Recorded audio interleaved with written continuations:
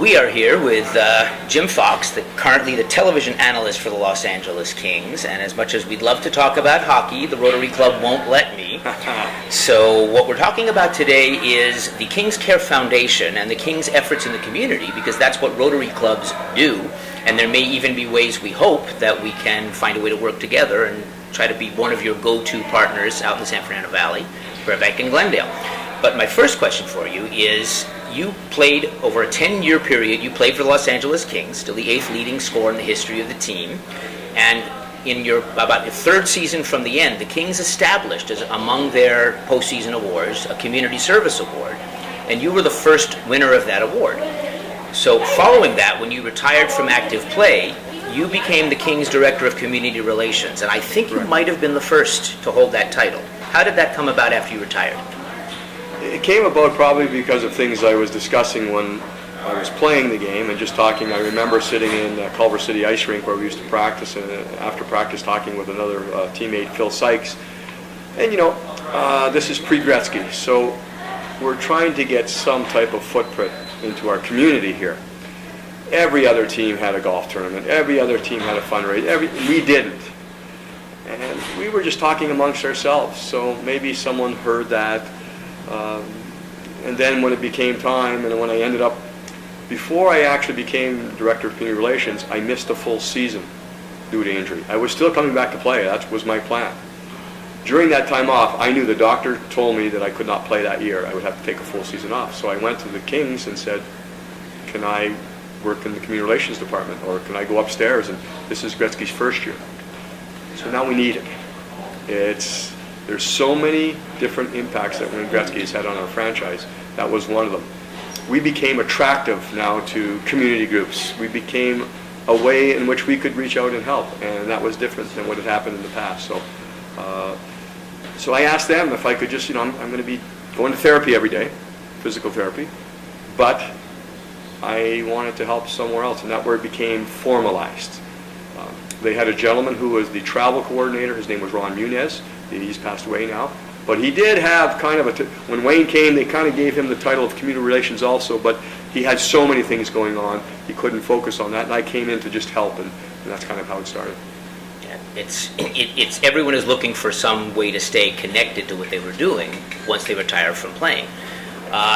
It took a few years, but then the Kings Care Foundation as an entity was formed. You must have been part of putting that process together. Well, what developed over those years? The Kings Care Foundation is actually an offshoot of, I had a plan. The first thing is we had to become official. We had to go nonprofit. We had to establish and file. So I did all that. But I filed 3 separate groups. I filed Kings in the Community, which was our general group. Then I filed for the Kings Youth Hockey Foundation. So to kind of make sure the money is earmarked just for youth hockey and their groups. And then we filed Kings Wives for Kids. The players are out in the public, but the wives and girlfriends do so much behind the scenes. And again, I'm going to bring up Wayne's name so much, with Wayne coming aboard, our ability to raise money just went through the roof. But it's also good for the wives to have a say in where that goes, and because they did so much to raise it. And so I thought there was a need for 3 groups. At the time, it seemed like the right thing. Later on, it just all came together, it merged, and we just changed the name of Kings in the Community to Kings Care, and we put all the funds from the other 2 groups into Kings Care, and that's how you have one group now. So one foundation. The rule of 3 makes sense. That's where the hat trick concept comes in, and I'll explain that to the non-hockey fans in our club later. It's where you throw hats for no apparent reason. The foundation has developed a lot. It's been going on for 15 years, but it's a pretty big deal now. What are the key things the foundation is doing these days? And I know it's a long list, so we may just have to touch on them. But what are the Kings Care Foundation's main activities these days? The main relationship is with the Children's Hospital of Los Angeles. And it seems like an automatic, and it is. But for years, like all sports teams, we've been going at Christmas to visit the kids. For years, we've been doing a whole bunch of different things, but never really formalized it. So probably about 5 years ago, they formalized the relationship with the Children's Hospital of Los Angeles. It led to even more offshoot programs like a Bloodmobile, which kind of fits with hockey too, where just make sure you have a mobile unit that can go out and hopefully collect blood. And the Kings funded that completely. I think that one was about $150,000 just for the bloodmobile. So that's the main group right now that we work with, but it changes day to day. And then there's the everyday, the Make-A-Wish Foundations, anything that former players, myself and Dave Taylor, we host a golf tournament for the Cystic Fibrosis Foundation. Any of the current players, Davis Drawiski, a defenseman, he has a tournament in the summertime back in Wisconsin where he gets something going, raises money. So King's Care reaches into all those areas. And that then goes even above that where you collect money at games, silent auctions, your fundraisers, and that is just available via grant. Someone submits a grant, and hopefully you can help. Right. So the current players are, when they get here as rookies or trades or however they get here, and the players who are traded have been in other organizations, they know to come to the King's Care Foundation and say, this is something I have been working on or have always wanted to be working on. Can the King's Care Foundation serve as my umbrella and help me? And it also works the other way. Hopefully what our goal would be is to go to the player and say, where do you need help? Because they have the name, they attract the audience, they attract the ability to raise some money. Sometimes they don't have the infrastructure to get it done, to organize the event, we can step in and then, pretty much cookie cutter fundraiser and implement it with wherever that player needs to go. And then there's also getting that player together with national organizations. Dustin Brown's together with a group right now. You could go through just about every single player, and they have an affiliation with someone, and hopefully King's Care can nurture that relationship or formalize it. Someone has the idea, they're an athlete, they've got to keep their focus on the game. Someone else steps in and does it, and that's King's Care again. Do you have, without getting you in trouble with anybody else on the roster, do you have any favorite creative idea among the current players that they're working on in terms of this community relation? You know what? It's the thing that stood out the most. It was a perfect fit, and I'm not sure if Dustin is currently involved. I know he was for 3 years. Kaboom! Dustin Brown leads the Kings in hits every year. Right. The Kings current captain. Yes, and he's near the top of the NHL in hits. So kaboom!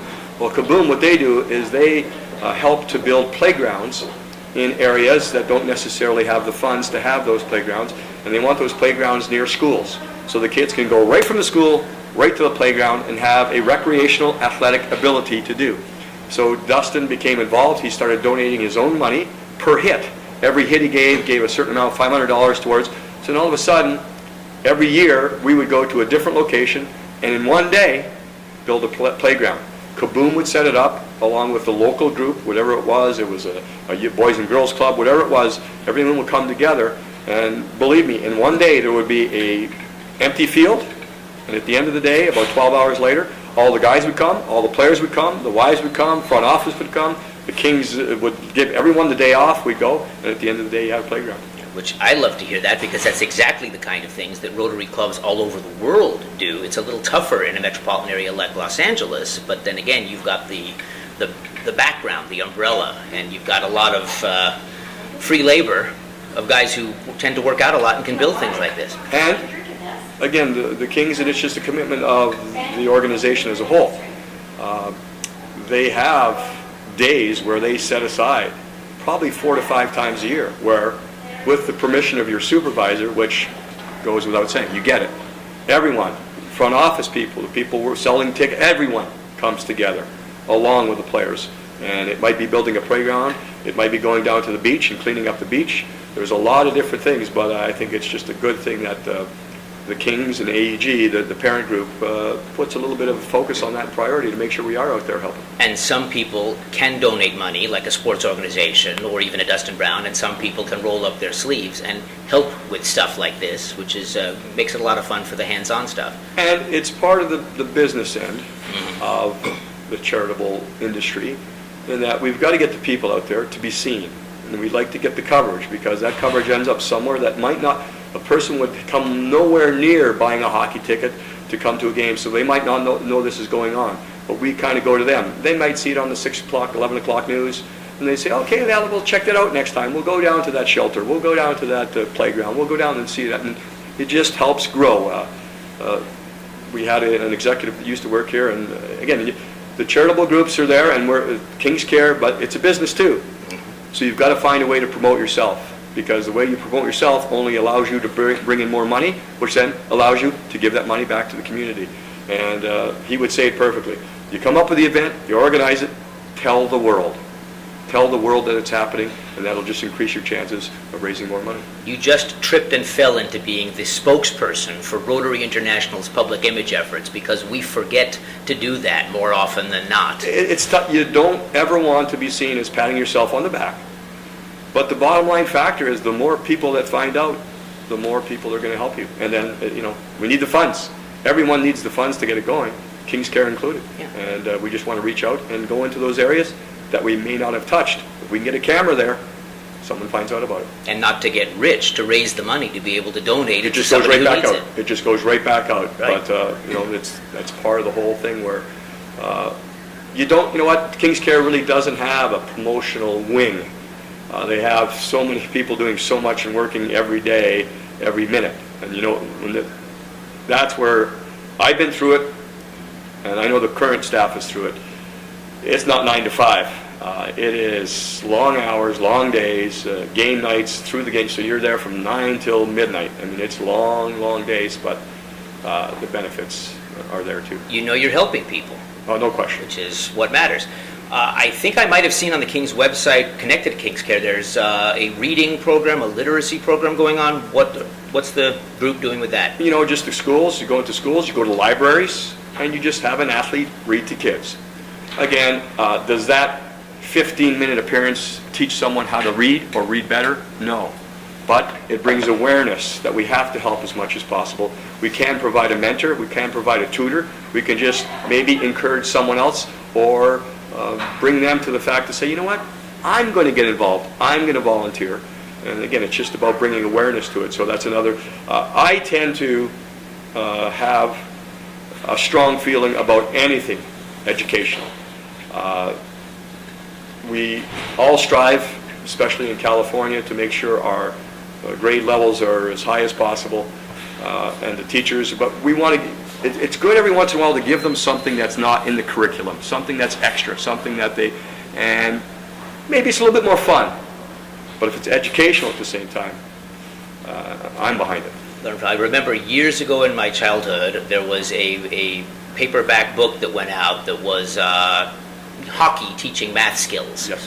Where I would learn, I still know how to do division because I can calculate a batting average or a goals against average. Yes. That was, I think, second, but you get there fast enough. Kings in the Community, when it was started again back before King's Care, we had a program with the Daily News, and it was exactly that. And you can do geography, you can do math, and you can do a whole bunch of, you can do history.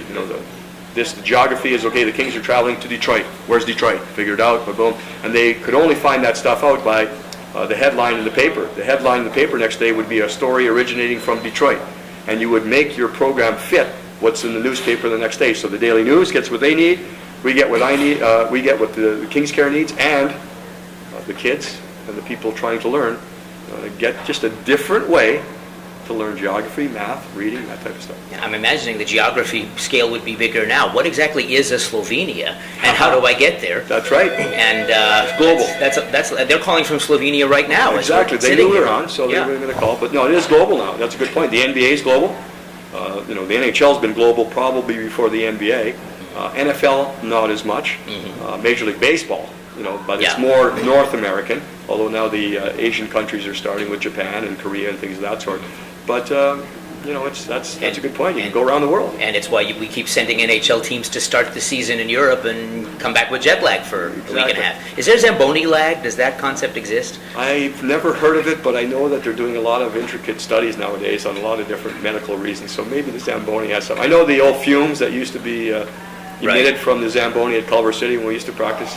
That was not good. Yeah, I played there a few times, and I don't remember it, which can only prove that the fumes were working. There you go. So it makes sense. So before we close up, because I can't take everyone's Rotary Club time, Bailey, the King's mascot, does he do anything with kindness to animals? It would sort of seem like it went together. Bailey does everything. There is no one as busy in our organization as Bailey. Bailey is named after Ace Bailey, who unfortunately was a scout for the Kings, and he passed away on 9/11. He was one of the planes. But we, as a group, the Kings, tried to get a mascot. As it's a tough market and people see it and I didn't like it. Bailey has been phenomenal and has huge ties to the King's Care Foundation. If you looked at Bailey's schedule, you would be surprised where he is, whether it's a school, whether it's a game, whether it's a playground, whether it's a reading, whether he is there. And I think, in all honesty, we have the best mascot in all of pro sports, and a lot of that reason is because you can see the interaction with kids. And if it could go into the educational areas or any community-based areas, which it does all the time, it's a plus for everyone. Yeah, you have to catch the kids' attention and then teach them what you want to teach them. Exactly. Do something fun with them. And you know what?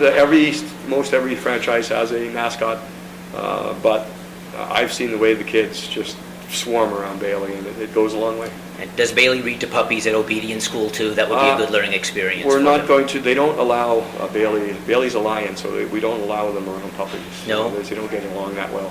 Yeah. We don't want to lose any puppies. Yeah, along the but way. you can't send a cat to obedience school. They send us to obedience school.